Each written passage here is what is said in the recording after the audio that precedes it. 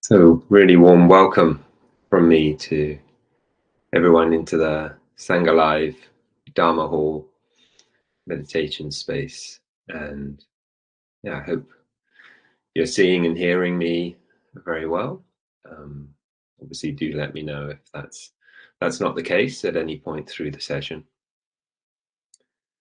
So, my name's Nathan Glyde. I'm going to be guiding the sessions this week, and I'll say a bit more about the theme as we step into it.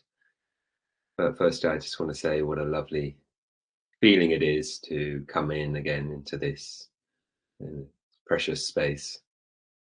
And it's really lovely to see the beautiful messages in the chat already, wishing well to each other, welcoming in the day. And if you haven't already, really feel invited to do that, to share your greetings and be greeted in return. And equally, you can just be here in silence, just be here listening, absorbing. So really, whatever feels really right for you at these times. Many of you will be familiar with these sessions by now, as they've happened for a while, but I'll just explain very briefly. Um, we're going to have an hour here together. There'll be a relatively short Dharma reflection, 10-15 minutes or so. Then we'll have a nice half an hour for resting into that as a practice, seeing how it can actually be applied to our experience, not kind of abstract theoretical teachings, but really pragmatic ways that we can bring this into our lived experience here. And then we'll have a period of time for kind of questions and responses. And I'll say a little bit more about that at the time, but anything that you want to bring is really welcome. How this relates to us doing kind of silent, steadiness, stilling types of practices, but also how can we bring these same approaches to the entirety of our lives? So whatever's going on for us at this time or previously that feels important to to bring to bring into our hearts and minds, to bring into the teachings that are really about awakening the entirety of our existence. So everything's welcome as far as I'm concerned. Um, Something that we've also gotten into the habit of doing here, and I bring as much as I can into my life, is actually thinking about my intentions, thinking about our intentions as we move into a period of practice. So it's nice to pause at the beginning of this week and just consider, what could I do with my life? That sense of potentiality that we could bring. And the questions I like to ask is what would I like to see more of in my life? What would I like to cultivate? What would I wish to kind of plant the seeds of, or nourish the development of, or sustain? Things I want to keep going. And many of you will know that there's this way of viewing the teachings as a whole life path, the Eightfold Path, and we have there the wise, the appropriate intention, very early point in the path. So if we were to ask this, what do you wish to see more of? What would you like to dedicate this week of practice towards? And really feel free to dream big. Yeah, but who knows where we could really get. And even that, wouldn't it be great if there was a just a little bit more of that quality. So I invite you to share with each other, share with each of us, put into the chat, what would it be for you? What would you like to see more of? What would you wish to develop?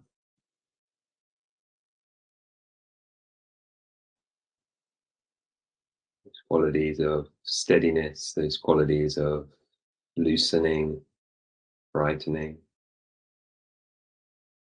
to be happy. Yeah, lovely.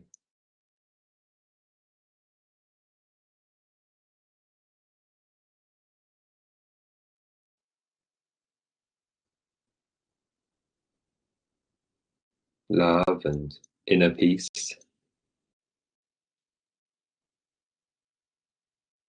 equanimity, fun, integrity, calmer mind,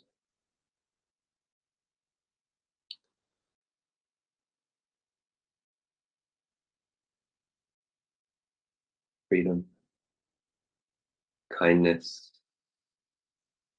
nourishment, listening, connection, beautiful qualities, generosity, nirvana. Yeah, love it. Passion, confidence, hopefulness, ways to be useful. And these really wonderful, wonderful contributions and qualities that we can align with. Just yeah, precious. And dedication.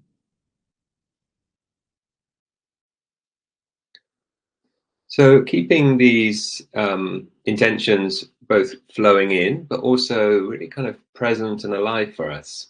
Whatever anyone can come and teach and share and suggest, I think it's really important that we stay true to those intentions. That's actually what I'm here for. That's really what I'm interested in. And then we can use all of these teachings and practices to develop that, to awaken that, to align with that. So if we just feel into our experience right now, what are we actually cultivating in this moment? Right? And it's always something. What are we shining the light of our attention on? What qualities are we paying more attention to? What are we overlooking? How are we holding the body? How are we breathing? And what this suggests is that, yeah, we can incline in different ways, right? Even if we like slow down the breathing, relax a little bit the body, think, oh, that starts to make a small difference. And if we imagine how it is to live with these intentions alive and precious, having more care, more clarity, more lucidity, more acceptance, just taking one of those, like, how would that look? How would that feel? How would that be? And that's what we could be cultivating. That's what we could be contributing towards, or what we could be aligning to. So we have um, been passed down these beautiful teachings that are in place to be able to support us to make a really different shift. And what I was sharing as the description for this week, which I've called Alight, Enlight, and Delight, um, came to me through thinking about um, at least one way that we can interpret one of the Buddha's last teachings, which was be a lamp unto yourself, be a light unto yourself. Another translation would also be an island unto yourself. And that would take us in a slightly different direction. But if we take this kind of brightness, lamp, lightning, be a lamp unto yourself, we can explore what it means to alight into our experience. Yeah, and I'll say a little bit more about that. What we could mean there. Um, to enlighten, to brighten, um, or to enlighten, make light. Put down the unnecessary burdens. Um, enlighten and brighten our experience, and to take delight in what's perhaps overlooked or underrepresented in our life. Bring those intentions more into being. See those possibilities for care, for kindness, for peace, for patience, all of that. So a lamp is something that can really shine our way. Yeah. And we can contribute to that. Be a lamp unto yourself. But it's also important just to point out that in the sutta, and I'll share a bit more about the sutta as we go through the week, it's not like, and that's all you need to do. But there's actually, also let the light of the Dharma teachings and practices that really aligns us with a wise and ennobling Sangha like we have here. We have this Sangha, this community. Let them also be a guide, be a light for us. So it's not like it's over to you. You've got to do this alone, and that's why that interpretation of it as an island. It's like this is an island, that's an island. What do we kind of mean by that? As I say, touching a little bit more around that later on. Welcome to ask any questions to hear my thinkings and reflections about that, if you wish. But for now, just really kind of drawing in on the light element. So many interpretations that we can make about this, and all of those will be, really kind of grounded in other areas in the teachings where we can get a little bit more of a sense of what this metaphor is. Maybe if we just go with our, free thinking, it may not necessarily align us fully. More about this as we go on.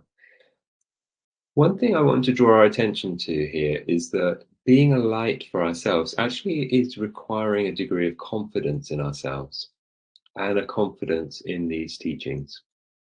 And I think that's a really central idea. How much confidence do we have in ourselves? Can we trust in ourselves, trust in the goodness of ourselves?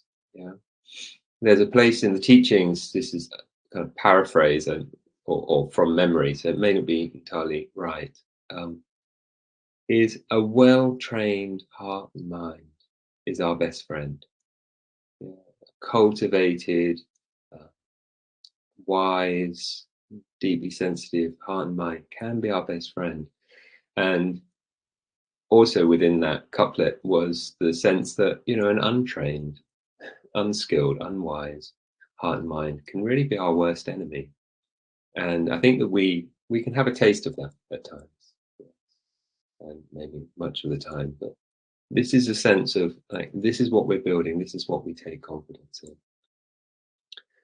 And I think it comes from all the kind of flavors of what it means to awaken, which are listed there in the shared community's intentions of what we've been sharing, and the intentional actions that they suggest we need to take in our lives, in our world. And that's the well-trained heart and mind, the one that's aligned with our deepest intentions. Okay. So we have our aspirations there, and we said, dream big, and many of you did, and it's beautiful, and yeah, let's keep that going. But what that means is we do need to start where we are. And, there's a sound alike and a look alike here between light and alight. Just was one word. Like you alight from a train, you land, you ground, you get off the busyness, the mind wandering. So we have minds that wander, and that's not, it's not the worst thing in the world. But we also want to be cultivating a more gathered, more present sense of being. And so a big part of our practice is to alight from distraction, to be more gathered, to be more present. Some of you will know this lovely word papancha, which is used in the teachings, Papanca, and in many ways we use it as a meaning of kind of an escalation of thinking. We can actually use it in a more subtle sense, but it's kind of like a train of thinking that leads to another train of thinking that leads to another train of thinking, and we're just going from train to train, never really on the platform. Whenever we kind of land on the platform, we might just be thinking, how did I get here? Which is actually to buy ourselves another ticket on a train of thought. It's like, huh? But actually it's like, oh, I'm here, I've arrived, and now I can settle.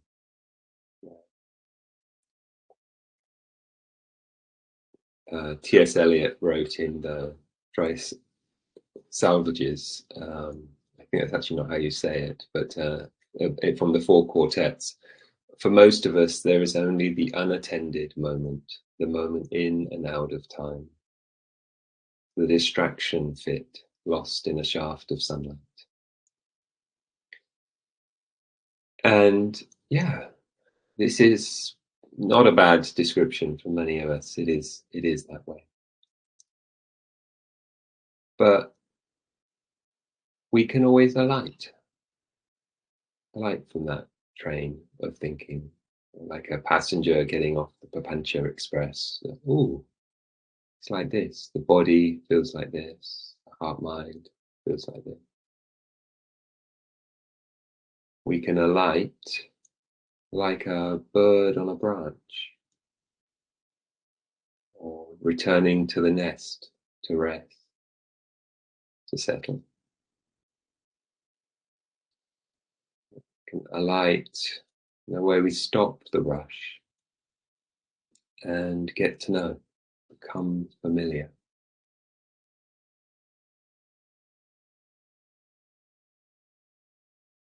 Really get a chance to know our experience, yeah, to really get to know how it is, get to know this breath. I like this idea that we can have a breath with the sensibility is that maybe this is the first breath I've ever really felt. Yeah. And then also, T.S. Eliot in the Little Gidding part of the Four Quartets says, "We shall not cease from exploration, and the end of all our exploring will be to arrive where we started and know the place for the first time." And all of that sense of alighting for the first time, because there actually hasn't been a moment like this before. We can really take it in, the more sensitive relationship, and from there, cultivate those intentions, start to bring in those qualities, or whatever that is, the harmony, the dedication, the acceptance, spaciousness. So alighting, what we do, it matters, and that's what we're going to be practicing today. It's going to be the foundation, but it's already a big contribution to building up our confidence and our capacities. Yeah. So we uncover or create our world of experience by what we do. Of course, it's so important, and also how we do it can really matter even more. So the alighting, can we do it with a real kind of energy that contributes a lot? So when we come away from a moment of distraction, can we really come there with a sense of, oh yes, rather than a sense of, oh no, my mind wanders just like all the other minds. But oh yes, I'm back, and let's celebrate uh, that movement into presence. Yeah, because we could very easily actually alight back on quite a negative energy. It's like, oh, I can't do this. But the very point that that you could or not do something is a sense that there's a lot of presence here, there's a lot of possibilities, and there's a moment where we can move into our intentions. And I think that sometimes we get caught up in understanding, wow, this is a really radical shift in a way of being. These Dharma teachings are endless, they're beautiful, they're so kind of deep and inspiring when we hear them, when we attune to them. And then I reflect back at my life and I feel like, oh, I've got so far to go. But we're on a journey, sure. Maybe it goes somewhere like unimaginably far, sure. But that's not a problem. That's an invitation. And the next step is already good. Yeah? We can really enjoy that journey. Um, so let's take a bit of time with this as a practice. Let's have a good half an hour or so of quiet, developed engagement with these ideas. Let's really practice alighting, and let's really practice cultivating our intentions. So I invite you to find what would be a comfortable posture for your body, comfortable shape that may in some way already begin to express a little bit of your intentions. So if you wanted the spaciousness, make sure that the posture feels more spacious. Yeah. If you want more clarity, feel what posture actually supports the most clarity in our self. Settle into there and begin getting to know,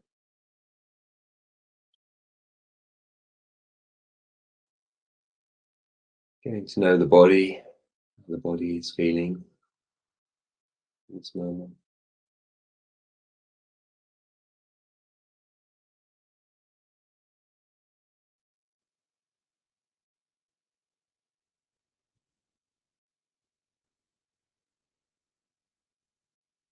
and the breath, the sense,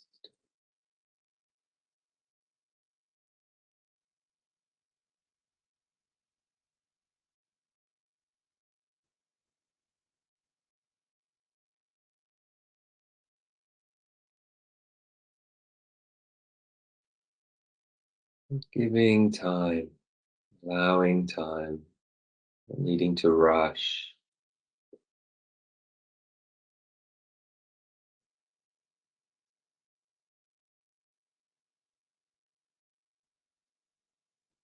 Giving time to the mind that may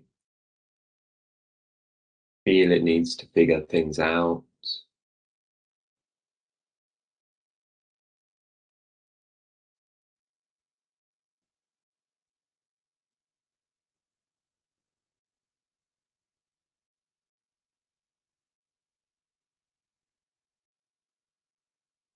A sense of pausing and relaxing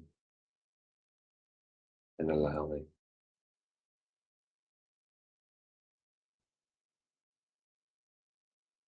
As we listen to the breath,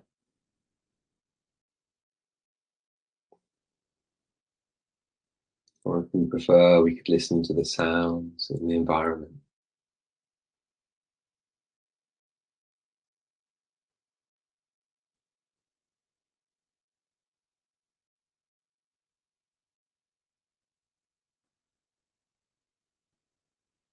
At this moment, how would it be to listen with just a little bit more of your intention? If your intention doesn't translate across, or you haven't had time to really feel into it, what about just a little bit more kindness, a little bit more space?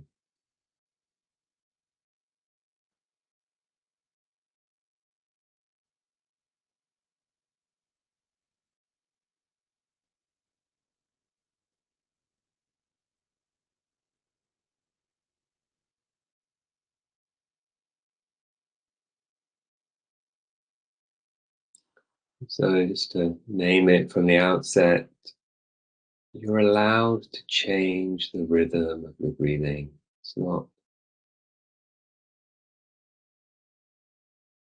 always the case that we just have to observe without adjusting. And have a sense, maybe that breath could be slower.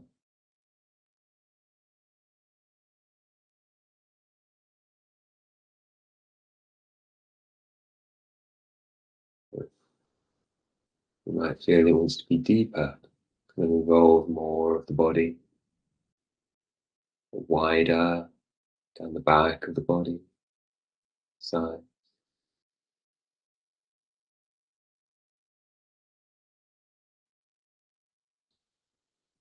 So we could also say, listening inwardly to the breath or listening outwardly to the sounds, it could be more gentle, more spacious, less grasping, more delicately held and released.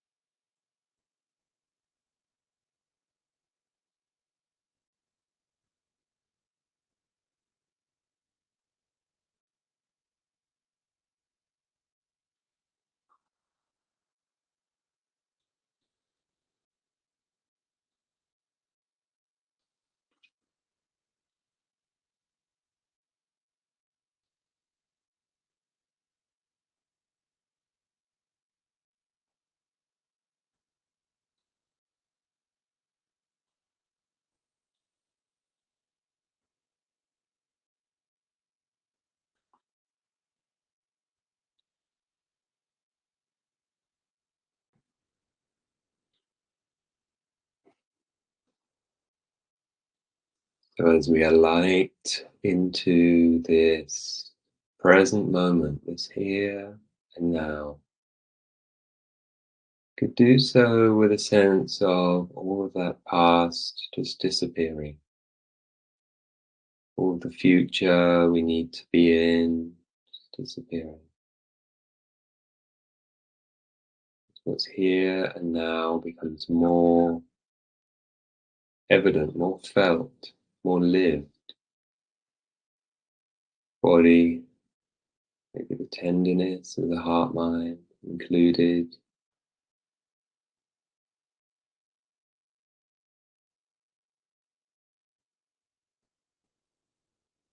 You can take something like maybe the next 3 breaths, kind of equivalent in the sounds, to cultivate our intention. So if we wanted more lucidity, clarity for some, more peacefulness, more care, how would that look? Maybe with the clarity, just be a real releasing of all the rest, letting something settle down so that we can really feel the breath. It's such a subtle thing. The next 3 breaths, really feel all of those sensations. And if it's that peacefulness, about letting the breath be very quiet and gentle,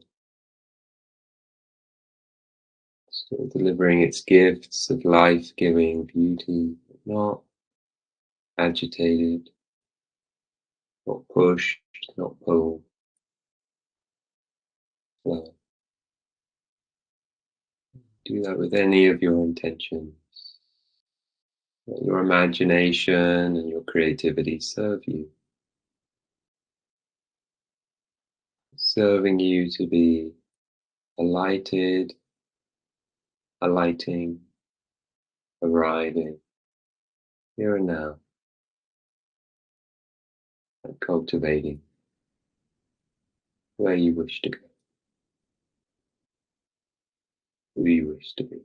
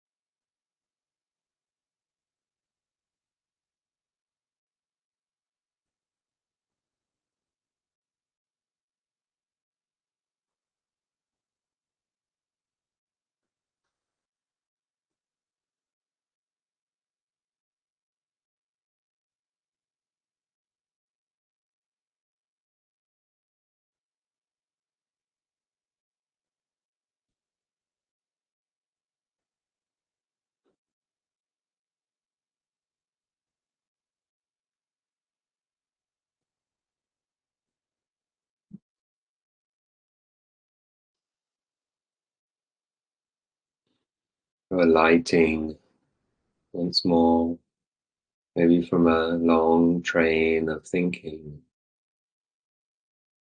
really trying to resist the temptation to get back on a train of thought about anything at all. Instead, more that sense of alighting and allowing and attuning to life as it's unfolding. Flow of body sensations in to feel as if we're on the platform, not on the train, seeing the trains of thinking going by, with the trains and flows of sensations and sounds, breath.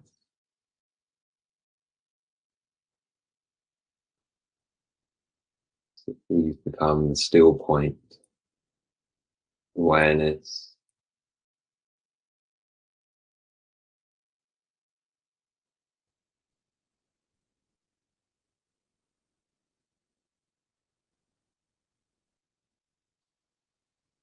Feels appropriate, we can begin to shape our experience, cultivate it, guide it towards our intention,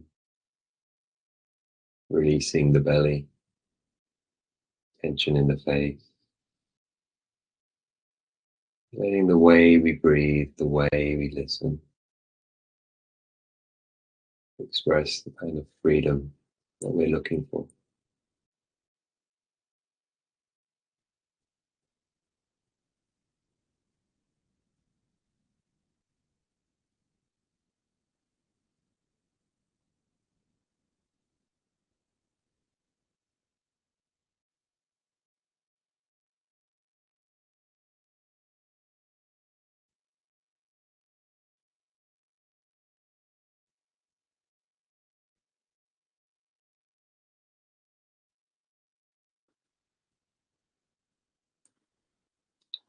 If our intention was to be happy, is there anything we could appreciate,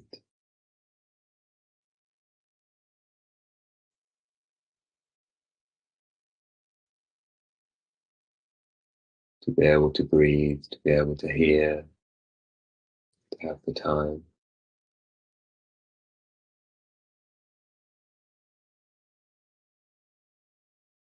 Everything can be introduced like a gentle breeze. It doesn't have to be an on-off switch. Letting a little bit more of that quality come through.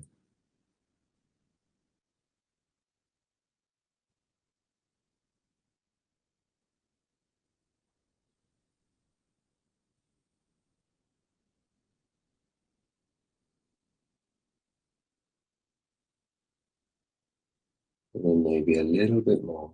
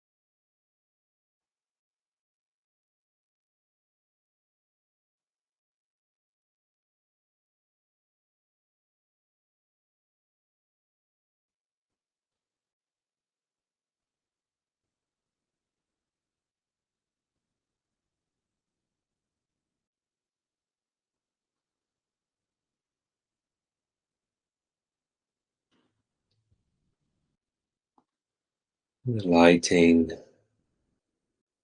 once more can also be an ever deepening.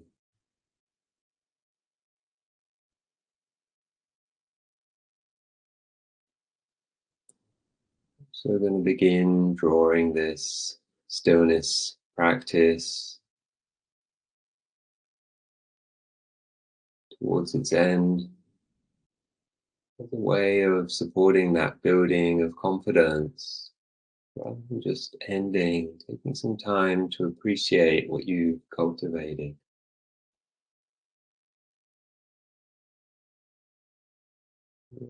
Focusing more on how much rather than how little you've changed your experience.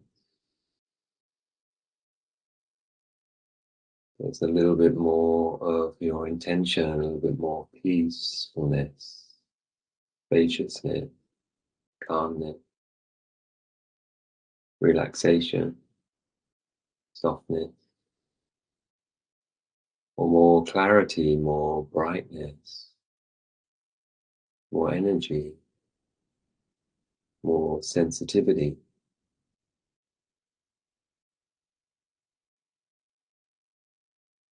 Or if they feel more accessible, taking the time to appreciate what's here or what feels like it's been developed.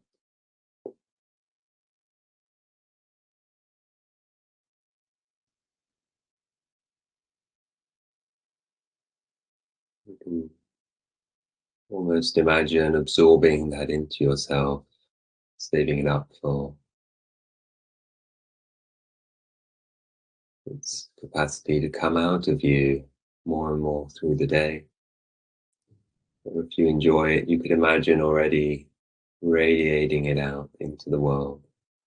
And may our practice here be for the benefit of all beings everywhere.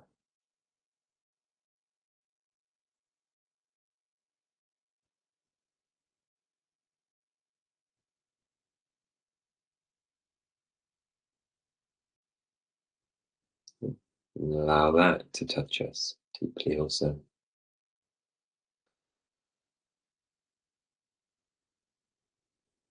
So in your own time, in your own way, we can begin to transition to the last part of the session together, where I'd like to invite if there are any questions or reflections that you wish to bring. And as I mentioned before the meditation, before the talk, in a sense, it can be about anything that's concerning you, interesting you. Um, so really feel invited to put that into the chat. The most convenient way is if you start with some capital letters to kind of make it stand out. So kind of questions in uppercase letters or reflection, those kind of things. And of course, it's also possible for anyone who wishes to join me on the screen to do a video chat here. The platform allows for that, and I'm relatively confident I can make that happen. But we will see. So yeah, if that's of interest to anyone, really feel invited to do that. And equally, if there isn't anything particularly that's coming up at this time, we can speak about a few other things, and I can tell you a little bit more about kind of the areas of things that I want to be kind of touching upon this week and give you a sense of what's yet to come. And also gives me the opportunity to share with you a little bit about the dana, which I think is a very kind of evident part of the whole offering here. So I don't need to say a great deal. These sessions, people like myself who come here to offer them are doing it freely from their own goodwill. And the whole setup of Sangha Live is set up from that direction as well. So these are freely offered sessions in every possible way, and we want them to be something that you can freely experience and step into, so that no one need to be turned away for lack of funds or anything else. And that's a really important part of the experience, that everyone feels able to alight into the Sangha, land here, experience this experience here together. And that wouldn't be possible to be able to do ongoingly if there were not some of us who were able to give donations, give support to the sessions. So those of us who can, please do, please support generously what you hopefully really appreciate exists and is here for all of us, so that it can keep going in this way. So you're not being asked to pay anything back, but you're being invited, if you can, to help us keep going. And in a way, you're paying it forward to others who have given so that you can be here today. And that cycle continues.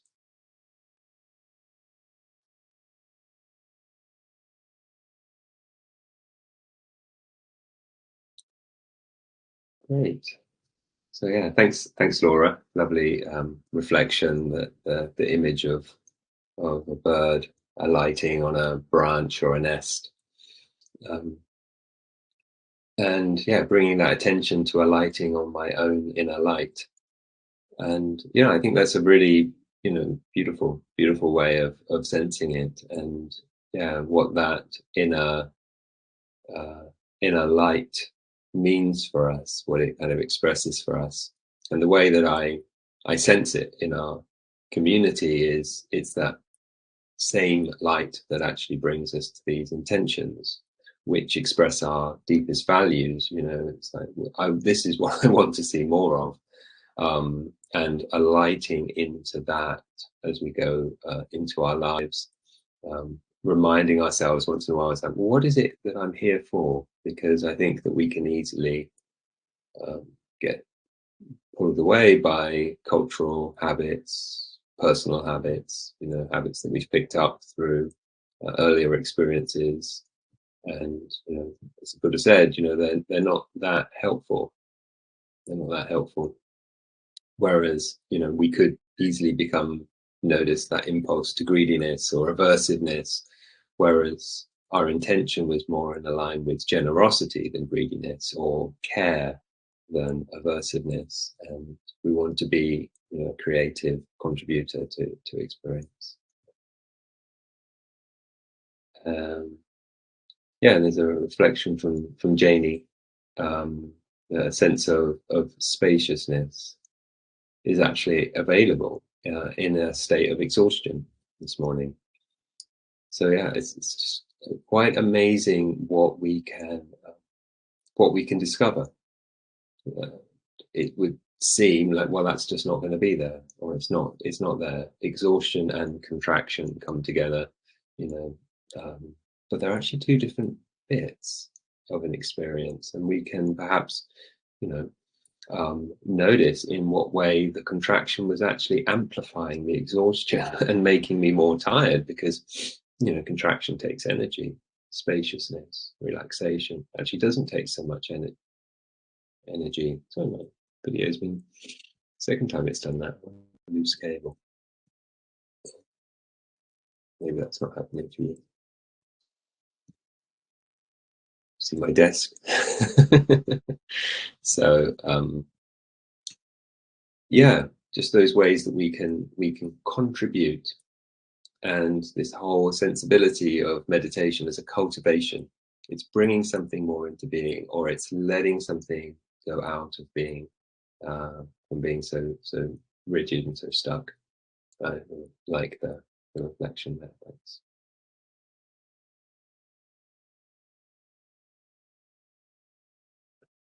And yeah, let's close out with another reflection. So Heidi is sharing, I'm struck today by how strong the light love within me has been fenced in, conditioned to be hesitant or wary, fearful, and how freeing it feels to just allow it to flow, shine within myself. I'm on a self-acceptance journey. Yeah, thank you. Thank you, Heidi. I think that's really, really insightful, and something I think that we can really take with us as we go out from here is, in what way am I actually holding back? What way is this a pattern of wariness, fearfulness, and yeah, really allowing that to flow out or flow within, as you say. Yeah, maybe different for each of us. It may be flowing in all directions. It may be something, um, that we're really here to discover and uncover. So yeah, thank you for sharing that. Thank you, all of you, for being here. And I look forward to seeing where we continue um, with this light theme, and being a lamp unto ourselves, and also, yeah, eventually perhaps unto all beings. Yeah, really delightful to be in this space again with you, and wish you well with all that is to come through these days. Take care.